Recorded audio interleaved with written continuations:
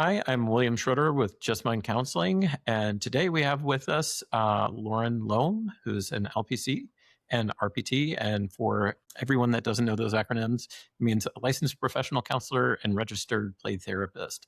So she works with both adults and children and teens. And so that is why we have her today to be able to talk about back to school tips for parents.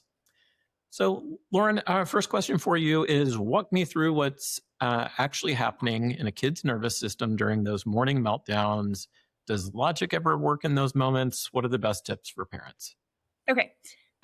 Well, there's lots of things that could be going on. In the mornings, kids wake up and they're tired, they're hungry. Families are usually rushing to get out the door. So there's already sort of a stack of challenges that are happening in morning time.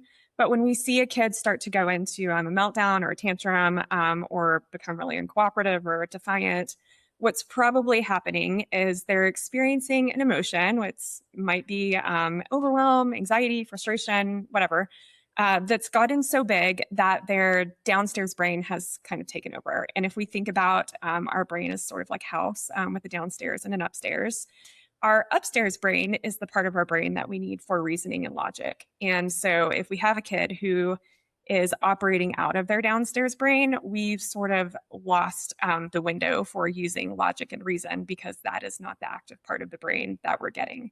So our best bet is to work with our kid to get regulated in whatever way, might work for your child. And once we can help them get to a little bit more regulated place, then we can fall back on the logic and the reason and the problem solving because then we'll have better access to that upstairs part. How does your approach shift for a kid with ADHD or sensory needs versus a neurotypical kid who's just anxious about a new grade? Yeah. So that's kind of two separate things. A kid with sensory needs, depending on what they are, will need kind of some very specific interventions to maybe help their mornings be successful or their back to school be successful. And, if it's, let's say, a kid who has some audio sensitivity, maybe this is a kid who really needs headphones when they walk into the classroom where it's chaotic and loud in the morning. So that's going to kind of depend based on what the kid specifically is dealing with.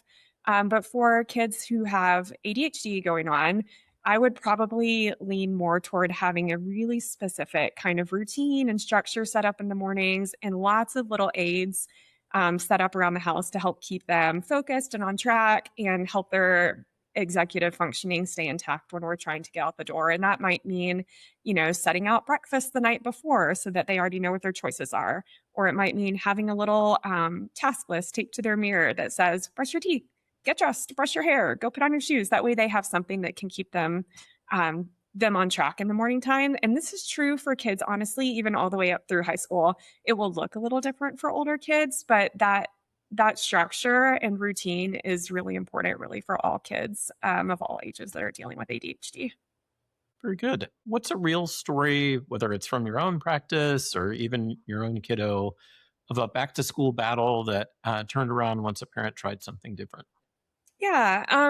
So my kiddo used to get really nervous every time he moved up to a new class. And this was even in preschool, every time he moved to like the next age group class, when he went to kindergarten to first grade. And it would be really difficult to drop him off and leave. And he would have a lot of anxiety about that. And so, one thing that we started doing that I suggest to other parents too is to make a little like about me book to give to the teacher on the first day or the back to school night.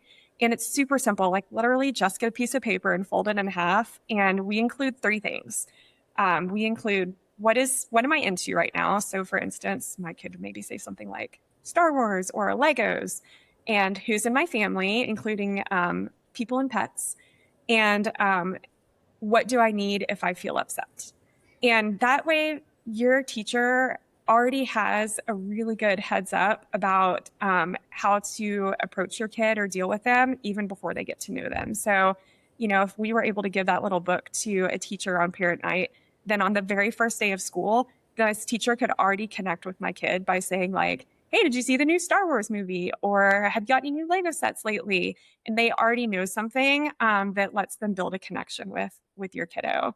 And then, if they see that a kid is overwhelmed or nervous, they knew that my kid is a kid that really at that age liked to be hugged. And so they could offer a hug or like to just like have quiet time or be separated from everybody else. And so it really like supports the teacher getting some information that can help them get to know your kid before they even show up in their classroom. Lauren, thank you so much.